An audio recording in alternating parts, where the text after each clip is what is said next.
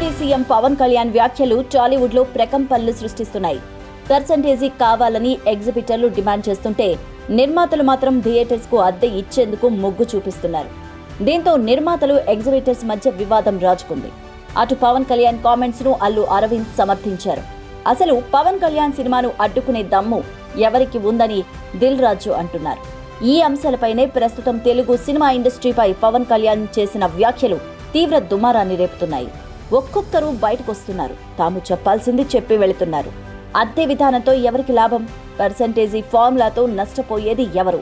అసలు సమస్య ఎక్కడుంది?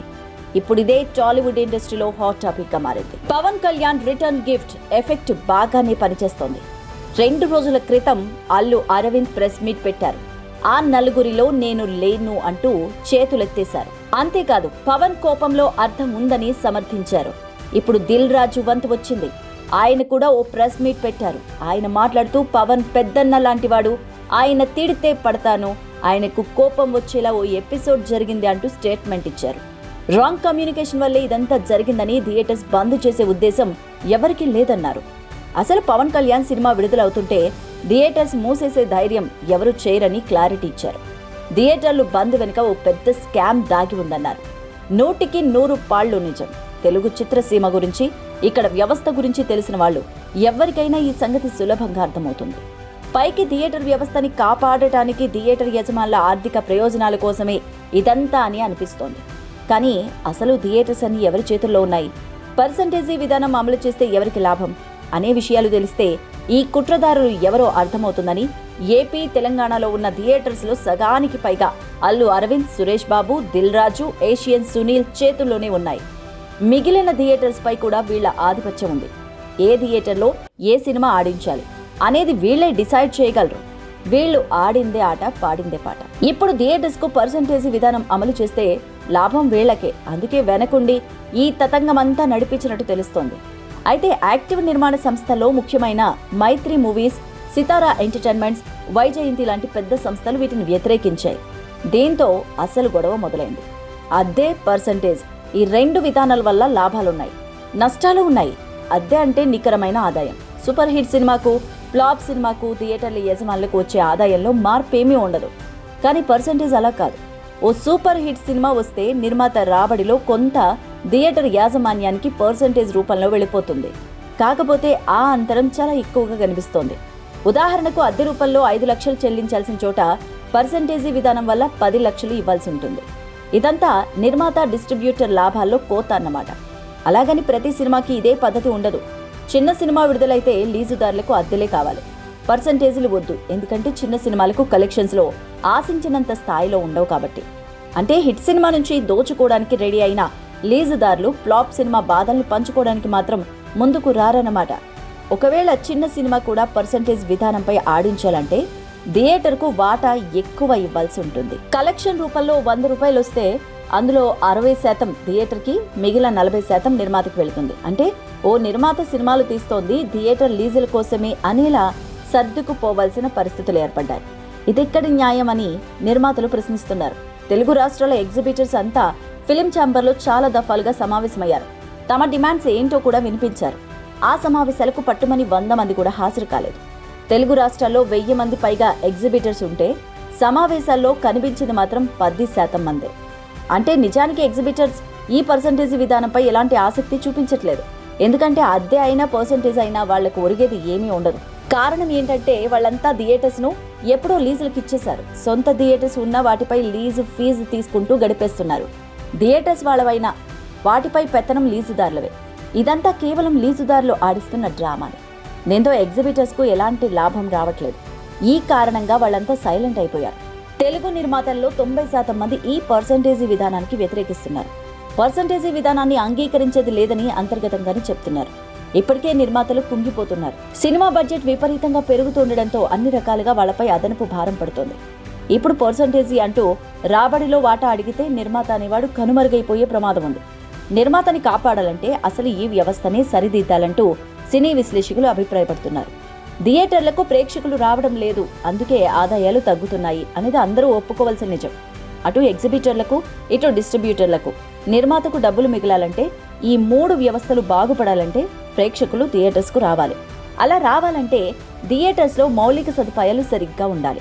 ప్రేక్షకులు టికెట్ రేటు చూసి భయపడట్లేదు, థియేటర్లో జరుగుతున్న దోపిడీకి భయపడుతున్నారు. 150 రూపాయలకే టికెట్ కొనొచ్చు, కానీ థియేటర్లో పాప్కార్న్ రేట్ అంతకంటే ఎక్కువ. బయట 20 రూపాయలకు దొరికే వాటర్ బాటిల్ థియేటర్లో 60 రూపాయలకు అమ్ముతున్నారు. పార్కింగ్ టికెట్తో అదనపు భారం పడుతోంది. ఇదంతా థియేటర్ యజమానులకు వెళుతుందా అంటే అది లేదు. ఈ డబ్బులు కూడా లీజుదారుల జేబుల్లోకి వెళుతున్నాయి. అందుకే ఈ అడ్డగోలుతనానికి చెక్ పెట్టడంపై ప్రభుత్వాలు ఫోకస్ చేశాయి. ఇక నుంచి టాలీవుడ్ గేమ్ మారబోతోంది.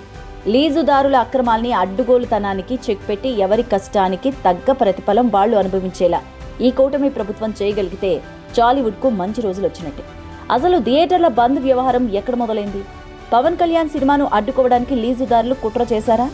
తెలుగు రాష్ట్రాల్లో మెజార్టీ థియేటర్ల నిర్మాతల చేతుల్లోనే ఉన్నాయి కదా, అందుకే వాళ్ళంతా ఎగ్జిబిటర్లకు పర్సంటేజీలు ఇచ్చేందుకు ససేమిరా అంటున్నారా? పెద్ద సినిమాలకి పర్సంటేజీలు ఇస్తే తమకే నష్టం వస్తుందని ప్రొడ్యూసర్స్ వాపోతున్నారు. టాలీవుడ్ ఇండస్ట్రీలో గొడవ ఎక్కడ మొదలైంది, అసలు సమస్యలేంటి అనే దానిపైన 2 రాష్ట్రాల్లో చర్చనీయాంశంగా మారింది ఈ అంశం. ఈ నెల 18న తెలుగు రాష్ట్రాల ఎగ్జిబిటర్లు జూన్ 1 నుంచి సినిమా థియేటర్లు బంద్ చేయాలని నిర్ణయించారు. తెలంగాణ, ఆంధ్ర ఎగ్జిబిటర్ సంయుక్త సమావేశంలో నిర్మాతలకు లేఖ రాయాలంటూ ఎగ్జిబిటర్లు తీర్మానం చేశారు. సమావేశానికి దిల్ రాజు, సురేష్ బాబుతో సహా 60 మంది ఎగ్జిబిటర్స్ హాజరయ్యారు. పర్సంటేజీ రూపంలో చెల్లిస్తేనే సినిమాలు ప్రదర్శిస్తామని తీర్మానించారు. అద్దె ప్రాతిపదికన సినిమాలు ప్రదర్శించలేమని తేల్చేశారు. తెలంగాణ, ఆంధ్రప్రదేశ్ ఎగ్జిబిటర్లకు, డిస్ట్రిబ్యూటర్లకు మధ్య ఎప్పటి నుంచో పర్సంటేజీల అంశంపై చర్చ సాగుతోంది. అద్దెల రూపంలో సినిమాలను ప్రదర్శించడం సాధ్యం కాదని ఎగ్జిబిటర్స్ చెప్తూనే ఉన్నారు. కానీ పర్సంటేజీలు ఇవ్వలేమని డిస్ట్రిబ్యూటర్స్ వాదిస్తున్నారు. దీంతో ఈ విషయం నిర్మాతలకు పెద్ద తలనొప్పిగా మారింది. ఇక ఆంధ్రప్రదేశ్లో తెలుగు సినిమాను, రాజకీయాలను విడదీసి చూడడం చాలా కష్టం. గత ప్రభుత్వంలో సినిమా టికెట్ల వ్యవహారం రాజకీయాలకు దారితీసింది. పెద్ద బడ్జెట్ సినిమాలకు టికెట్ రేట్లను గత ప్రభుత్వం సామాన్యులకు అందుబాటులో ఉండేలా తగ్గించింది. బెనిఫిట్ షోలను కూడా రద్దు చేసింది. ఈ అంశాన్ని అప్పట్లో పవన్ కళ్యాణ్ తీవ్రంగా వ్యతిరేకించారు. తన సినిమాలను ఆపిన పర్వాలేదు, ప్రజల కోసం పోరాడుతా అన్నారు. తన అన్న చిరంజీవిని అప్పటి సీఎం జగన్ తీవ్రంగా అవమానించారని, నమస్కారం పెట్టిన ప్రతిసారి నమస్కారం పెట్టలేదని పవన్ ఎన్నికల ప్రచారంలో కామెంట్ కూడా చేశారు. ఆ తర్వాత కూటమి ప్రభుత్వం వచ్చాక కొంతమంది సినీ ప్రముఖులు వచ్చి డిప్యూటీ సీఎం పవన్ కళ్యాణ్ని కలిశారు. ఆ తర్వాత సీఎం చంద్రబాబును కూడా కలుస్తామని చెప్పినా కలవలేదు. ఇదే పవన్ కళ్యాణ్ ఆగ్రహానికి మరో కారణంగా తెలుస్తోంది. అయితే థియేటర్స్ బంద్ నిర్ణయం వెనుక ఎవరున్నారు అనే అంశం ఇప్పుడు కీలకంగా మారింది. వచ్చే నెల 12న పవన్ సినిమా హరిహర వీరమల్లు విడుదలవుతోంది. ఎంతో కాలంగా ఈ సినిమా విడుదల కోసం పవన్ అభిమానులు ఎదురు చూస్తున్నారు. పవన్ కళ్యాణ్ డిప్యూటీ సీఎం అయ్యాక విడుదలవుతున్న ఆయన సినిమా కూడా ఇదే. అంత క్రేజ్ ఉన్న ఈ సినిమా రిలీజ్ కి ముందు థియేటర్స్ బంద్ అంటూ ప్రకటన రావడం, ఏపీ సీఎంను టాలీవుడ్ ప్రముఖులు కలవకపోవడం వంటి అంశాలు కూడా పవన్ కు కోపం తెప్పించాయి. అయితే థియేటర్స్ బంద్ వెనుక ఆ నలుగురు ఉన్నారంటూ ప్రచారం సాగింది. దీంతో ఆ నలుగురు అనే దాంట్లో నేను లేనని, తనను కలపద్దు అంటూ అల్లు అరవింద్ చెప్పుకొచ్చారు. 2 రోజుల నుంచి ఆ నలుగురు ఇదే టాపిక్ వినిపిస్తోంది. తెలుగు రాష్ట్రాల్లో 1500 థియేటర్స్ ఉంటే వాటిలో అధిక శాతం కొందరి చేతిలోనే ఉంటాయనేది ప్రచారం. ఆ కొందరే టాలీవుడ్ను శాసిస్తున్నారని విమర్శలున్నాయి. థియేటర్స్ చేతిలో ఉంటే ఆ సినీ పెద్దలదే గుత్తాధిపత్యం. వాళ్ళు థియేటర్స్ ఇవ్వకపోతే ఇతరుల సినిమాలు విడుదల చేసుకోలేరు. కాబట్టి థియేటర్స్ ఎవరి చేతిలో ఉన్నాయి అనేది కీలకం. దీన్ని గతంలో చిన్న నిర్మాతలు చాలా వ్యతిరేకించారు. తమ సినిమాలను తొక్కేస్తున్నారని పలువురు బహిరంగ విమర్శలు చేసిన సందర్భాలు కూడా ఎన్నో ఉన్నాయి. దేశంలోని ఇతర రాష్ట్రాలతో పోలిస్తే ఎక్కువ సంఖ్యలో థియేటర్స్ ఉన్నది తెలుగు రాష్ట్రాల్లోనే. ఒకప్పుడు 3000కు పైగా థియేటర్స్ ఉండేవి. ఇప్పుడు ఆ సంఖ్య 1500కు చేరింది. అయినా సరే ఇప్పటికీ ఇతర రాష్ట్రాలతో పోలిస్తే తెలుగు సినిమాలకే ఎక్కువ థియేటర్స్ ఉన్నాయి. కానీ విడుదలయ్యే సినిమాల సంఖ్య తగ్గిపోయింది. అందులో హిట్ అయ్యేవి కొన్ని మాత్రమే. రివ్యూలు, పబ్లిసిటీ వచ్చాక మాత్రమే ఇప్పుడు ప్రేక్షకులు థియేటర్స్కి వస్తున్నారు. కాబట్టి పెద్ద హీరోల సినిమాలు తప్పితే మిగతా సినిమాల హిట్ టాకే కీలకం. అందుకే ఎప్పుడో కానీ థియేటర్ నిండడం లేదు. కాస్త చెప్పుకోదగ్గ సినిమా అప్పుడొకటి ఇప్పుడొకటి చొప్పున వచ్చినా అవి అంతంత మాత్రమే. వీకెండ్ పూర్తి అవగానే ప్రేక్షకులు లేక ప్రదర్శనలు రద్దు చేసుకోవాల్సిన పరిస్థితి. నిర్వహణ భారమై సింగిల్ థియేటర్ల మనుగడే ప్రశ్నార్థకంగా మారుతోంది. దీంతో పరిశ్రమలో రోజుకొక కొత్త సమస్య పుట్టుకొస్తోంది. థియేటర్లు బంద్ చేసి బాహుబలి తర్వాత టాలీవుడ్ స్థాయి పెరిగింది. పాన్ ఇండియన్ లెవెల్కు సినీ ఇండస్ట్రీ ఎదిగింది. అయితే ప్రతి సినిమా పాన్ ఇండియన్ మూవీ కాలేదు, అంత కలెక్షన్స్ రావు. ఇది పట్టించుకోకుండా పెద్ద హీరో సినిమాలన్నీ పాన్ ఇండియన్ సినిమాగా ఏడాది పాటు తీయడం, వాటికి టికెట్ రేట్లు పెంచడం వల్ల సినిమాల సంఖ్య తగ్గడంతో పాటు థియేటర్స్కు వచ్చే ప్రేక్షకులు తగ్గిపోతున్నారు. దాని పర్యవసానంగా థియేటర్స్ మనుగడ సాగించలేకపోతున్నాయి. ఇక ఇటీవల రిలీజ్ల ట్రెండ్ కూడా నడుస్తోంది. పాత సినిమాలను మళ్లీ వేస్తున్న ప్రేక్షకులు ఆదరిస్తున్నారు. అంటే థియేటర్స్ లో సినిమాలు చూసే ప్రేక్షకులకు కొదవ లేదని అర్థమవుతోంది. థియేటర్లలో సినిమాలు చూడడం అనే ఎంజాయ్మెంట్ ను చాలా మంది కోరుకుంటారు. అయితే రిలీజ్ అయిన నెల రోజులకే ఓటీటీలో సినిమాలు వస్తుండడం, పైరసీ కూడా థియేటర్ల పాలిట శాపంగా మారుతోంది. భారీ సినిమాలు తీయడం, వాటికి టికెట్ రేట్లు పెంచడం కూడా సగటు ప్రేక్షకుడు థియేటర్స్ కు రాకుండా చేస్తోంది.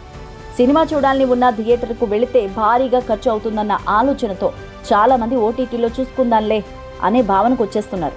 ఒకవైపు ప్రేక్షకులు థియేటర్కు రావడం లేదంటూనే టికెట్ రేట్లు పెంచేస్తున్నారు.